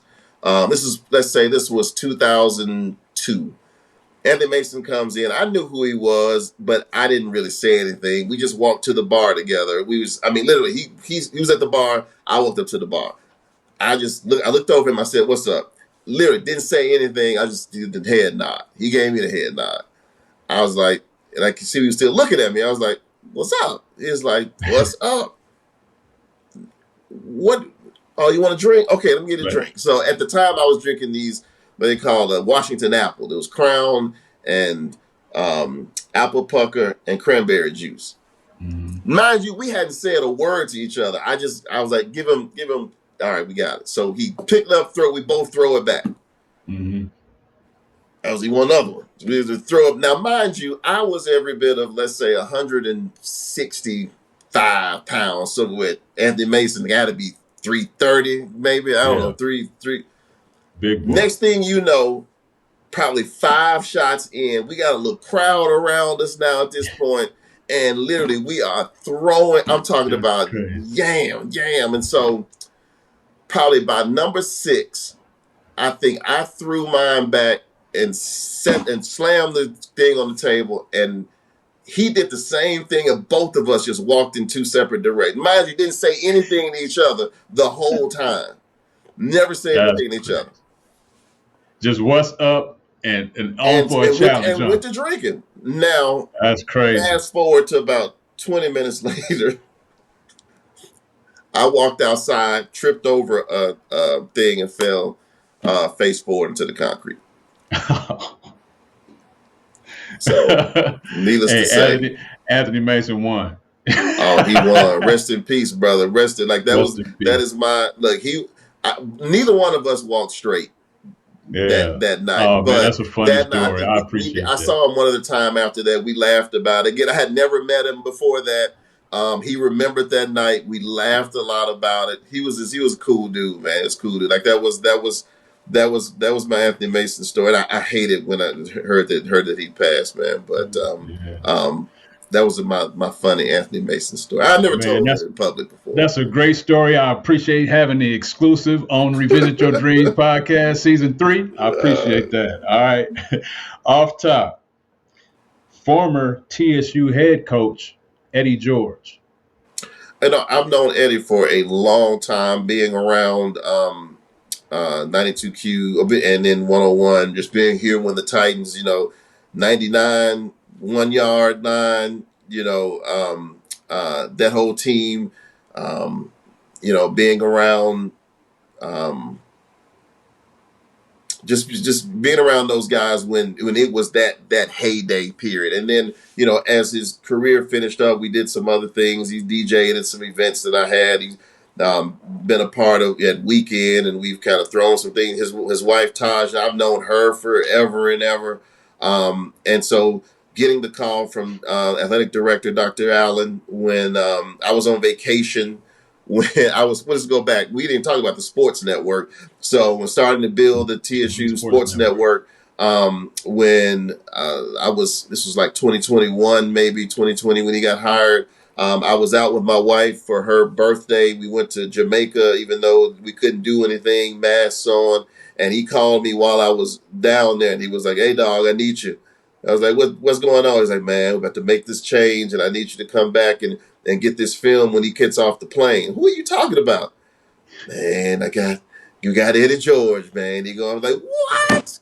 So literally, man, I flew back in maybe like the day after I got in. My flight got in at about 6. His flight got in at 7. So I stayed. I put my wife in a Uber, and I stayed at the airport. Had some crew to come down, and we filmed him getting off the plane. So that was really his first. He had agreed to it while he was out of town, and so that was him getting back to town officially as TSU's head coach. So being a part of that and having to filming the series that I did with him called The First 48, where I kind of followed him around for the first 48 hours of him becoming the head coach. Again, down to earth dude has always been big as hell. I kept hate dapping him up because every time I dapped him up, you bounce off of him because it's so doggone big. But just a really genuine guy. I'm happy for the success that he had here. Was really trying to get people to understand that he was good for the university, and he did some great things, man. I mean, brought the football program some wins that we hadn't seen in a very long time. So I've got nothing but great things to say about him, and wish him a lot of success up in Bowling Green. For sure. All right, off top, TSU graduates, owners of Slim and Huskies. Oh man, those are my dudes, man. Clint, EJ, Demo. I talk to them all the time. Just literally, when they started that, of course, when they were doing the moving business, I used them to move, I think twice, my wife and I. Clint Jr., I was working under his dad as the marketing chair for the John Merritt Classic. So I'd known him for quite some time. And then again, when they decided to do the Slim and Huskies, the pizza thing, we talked some, all three of them. I've been doing some events with some of them as well, like Christmas parties and things. So I was obviously very familiar with them already. And I was just so excited when they talked about, starting this brand. And even as they were getting it up and going, man, just called them to encourage them and say, "Hey, what do you need? Like, how can I help? Who can I call for you? What does this look like? What is expansion looking like? Anything that they sort of needed to talk about. I really, really love being there as a resource for them. And even today, like I said, I've had conversations with them, 2-3 weeks ago, several. There's just good guys that are doing some good business that are also out doing some great work for the university and actually giving back and doing that in other markets as well, especially being on the other campuses or near the other campuses as well. And I'm loving watching them evolve and turning the business, from just making pizzas to now the wings and the rollout, and then, doing some frozen things and whatever else that they come up with. They know that I'm a phone call away and ready to support, whenever possible. So I love what they're doing. Yeah, that's dope, man. I'm proud of every TSU graduate that has, taken their dreams and actually pursued them to the point of executing on them. For those of you watching, if you don't know, we're talking about Slim and Huskies. Slim and Huskies is a pizza establishment and pizza chain brand.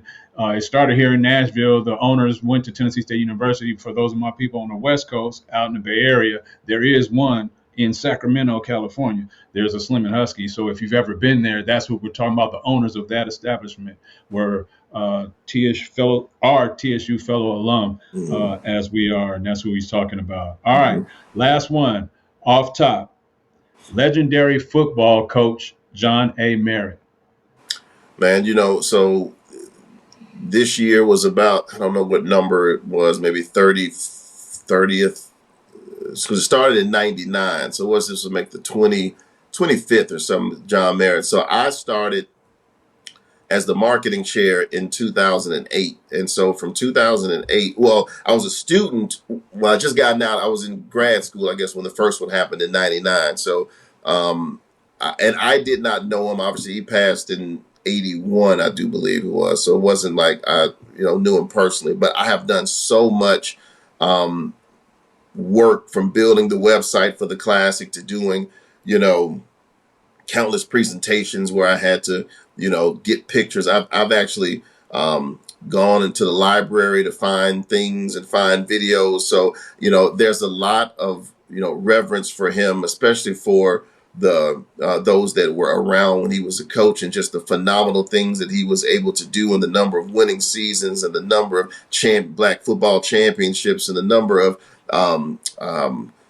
players that went to the NFL that played for Coach. And then when you talk to them later, the reverence that they have for him, I can't imagine TSU having the type of athletic program that it has today, and known, for the giants that we've had, if it wasn't for Coach Merritt. The fact that they've got the street right outside the door named after him, and you've got a Classic named after him. And, I've had a chance to meet family and his widow. And I mean, we've got one of his grandson, Charles Trauber, that's on the board. And there's a frat brother of mine from TSU. I can't imagine TSU being TSU if it weren't for Coach John A. Merritt. So we're always excited to make sure that we pay homage to someone that did, so much. He is if you're familiar with Coach Eddie Robinson, if you're familiar with John McClendon on the basketball side, who of course was with TSU as well briefly, but just what they did for the game to elevate the sport and the magnitude of who they were. That's who John Merritt was. So we can't imagine Tennessee State University sports without mentioning Coach John Merritt. Absolutely. When I was a high school student and I got my acceptance letter to Tennessee State University, the address on the top of the letter said 3500 John A. Merritt Boulevard. I had no idea who John A. Merritt was at that point till I came to camp. As soon as I got on campus, though, I quickly learned who John A. Merritt was. That's right. He's this legendary football coach that won, national championships. Here at Tennessee State University, one of the winningest football coaches in the NCAA history. That's right. Man, I had to add him and acknowledge that, because when you hear Tennessee State University on John A. Merritt Boulevard, John A. Merritt Boulevard is named after that legendary coach. That's right. Thank you for participating in that round of Off Top. I appreciate your in-depth responses, even though it's 30 seconds or less. I appreciate you going in-depth, because I learned a lot from those responses, and I hope if you watch, you learn something about some TSU greats. You can see the pride that we have in TSU, especially this brother. So for sure, I had to ask those questions. And even my drunken stories. So go right ahead. Yeah, for sure. All right, that Anthony Mason story was a great story. But I'm gonna add another addition off top. Okay, I'm gonna call this eighth question called the last stretch. All right. And I'm only just doing this because I want to hear what you got to say about this brother. That's all. Mm-hmm. So, all right, the last one off top, Colin Kaepernick. Man, if I hope that he got what he deserved from the league, finally having a settlement. What happened to him should never happen to another athlete ever again. Although I am not convinced that it wouldn't, especially right now, in this current climate and current age. I'm so proud of what he stood for, and the fact that he did stand up for that, and obviously, he kneeled, but he stood up for us in kneeling, and the sacrifice that he made in doing so. But I really hope that, in becoming, because he is an icon now, like his name means something, whether you didn't know how to say it before, and some of us still don't know how to spell it now, but his name means something, and it means something to the movement of just trying to get this shut up and dribble mentality out of people's heads. Like, these sports figures can't have an opinion on what's going on in the world and want to see it get better, and being willing to sacrifice and put themselves on the line for it. I hope that we understand how important that brother has been to where we are today. And I'm glad that he's not associated with any one movement or anyone. It's not about him being, Black Lives Matter or a part of that, or because you may have the way you feel about that organization, how it started, how it, evolved, and somewhat how it kind of has ended in some degree. He himself, that name means something. And I'm so happy to call him a frat brother of mine. I'm happy that I feel like he is at peace, even though he still wants to get a piece of the NFL. I don't think that that's going to happen for him, unfortunately. But I feel like what he's going after right now is more the peace with the decision that he made. And I really hope that, financially, he gets compensated. But I think, more so from our perspective, it's important to me that we help carry on what he was saying, and that acknowledges to him how important he is to us. Because I think that sacrifice, I'm not sure that we'll ever see that level of sacrifice again. Yeah, especially from an athlete. Especially now with the way what kind of money they making these days. Yeah, I don't know. And he knew that there was a potential sacrifice. He did.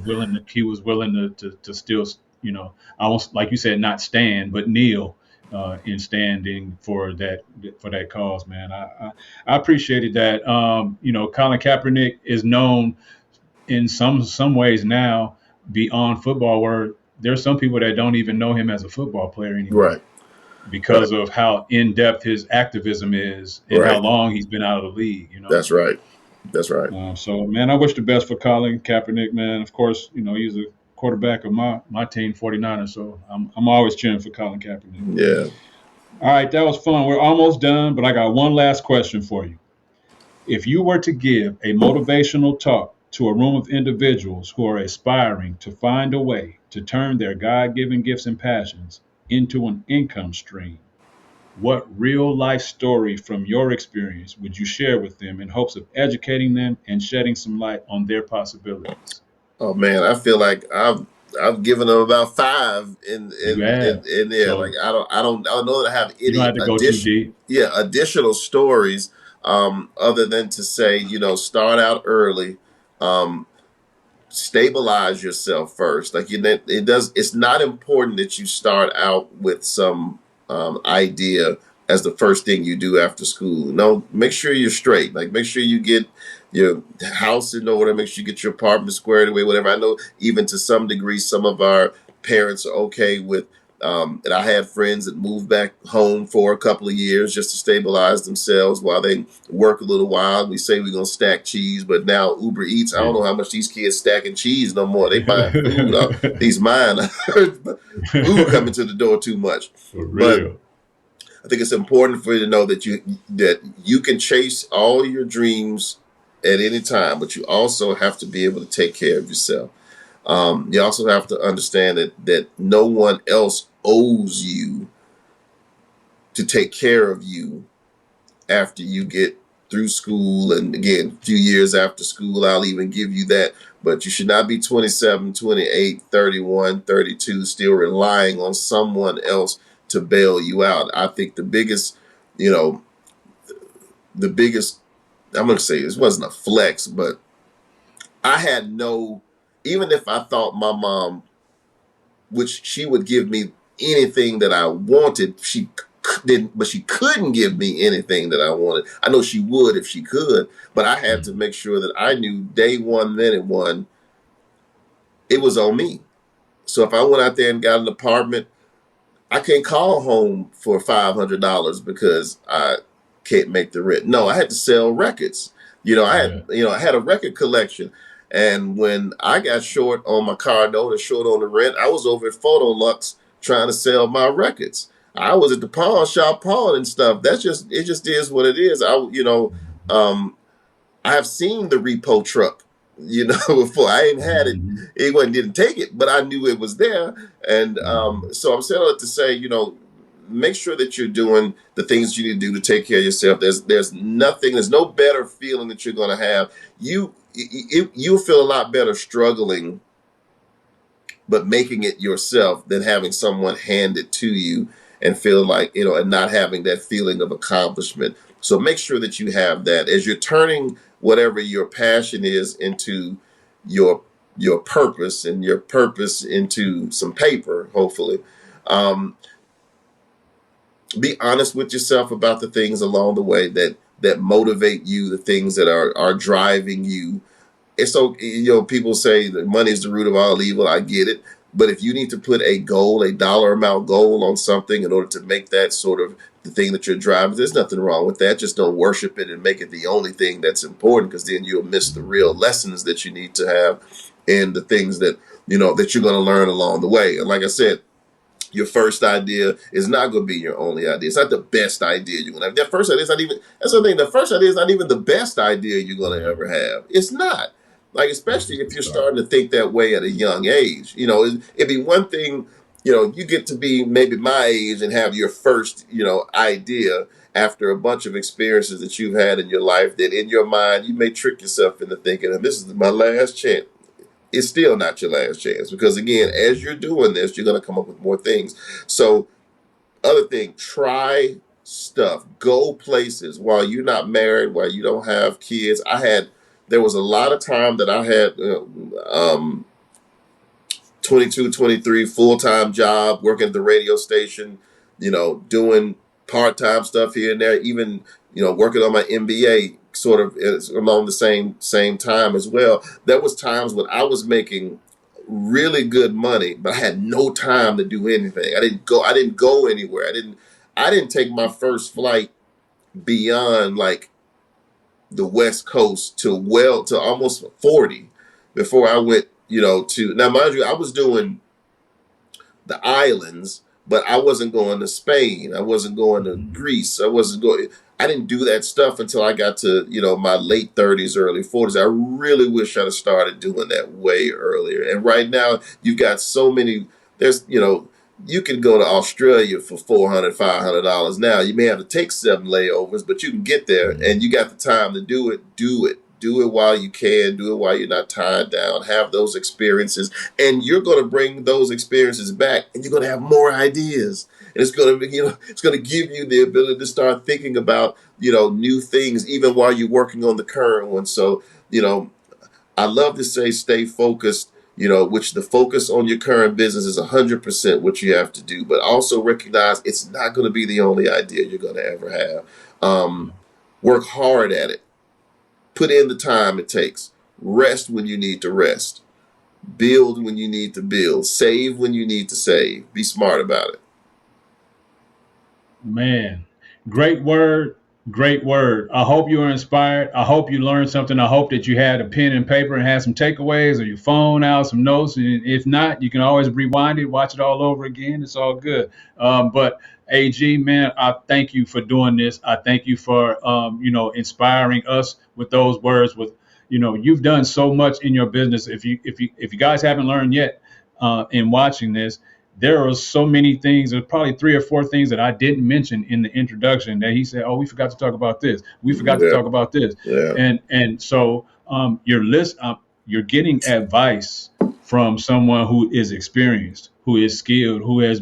We're not just talking about someone who's only been successful. We're talking about someone who has also failed. Also failed. And still continued over and over again. He's done it by himself. He's done it with partners. He's done it amongst groups. He's done it for organizations. He's done it privately. He's done it with no money. He's done it, for profit, and so I'm only saying that to say you're listening to someone who is experienced in their business ventures and endeavors. And so the advice that he's giving you, I would encourage you to heed it. I'm personally heeding some of it, and I'm a year older than this dude. So, I appreciate you, AG, for, everything that you're delivering to us No, Johnny, today and inspiring I so many appreciate guys. you inviting me on. It's not, very often that we get to, big up one another and say, thank you for being the husband that you are. Thank you for being the father that I know you to be. Thank you for being the friend that I know you to be.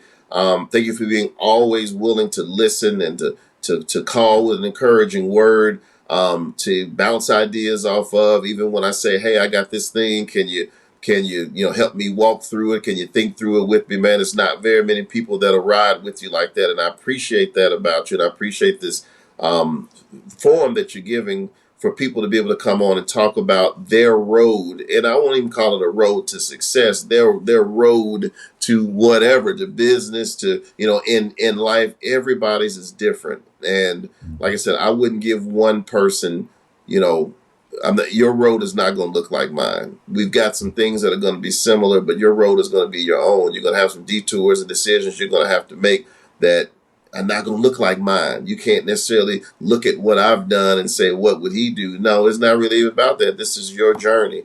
And just because I took a left turn don't mean you have to. But we can all talk to each other, and I can tell you what happened when I made that left turn. And if you want You to can do it learn that from way, them you do it. turns. So I appreciate you. I appreciate this forum, and I just appreciate you being the guy that I know you are, man. Thank you so much. Yes, sir, brother. Thank you. That's why we call it the ride, a journey to your dreams. So I appreciate it, man. I hope you've been inspired by this episode. I want to thank you guys for watching. Thank you for being here tonight. Like I said, you could have been doing anything, but we thank you for spending the time with us. I hope you're inspired today. I want to remind you that our episodes air on Thursdays, 8 p.m. Eastern Standard Time, 7 p.m. Central Standard Time, 5 p.m. Pacific Standard Time for everybody out there on the West Coast. Please subscribe, and please share this episode with someone you know who is on their journey, on their ride to creating multiple income streams for themselves and using their God-given gifts and passions to create a business for them and their family, income for them and their family. Thank you again for watching. I appreciate you guys being here, and we'll see you again real soon on another episode of Revisit Your Dreams. One love. Thank you, man. We out.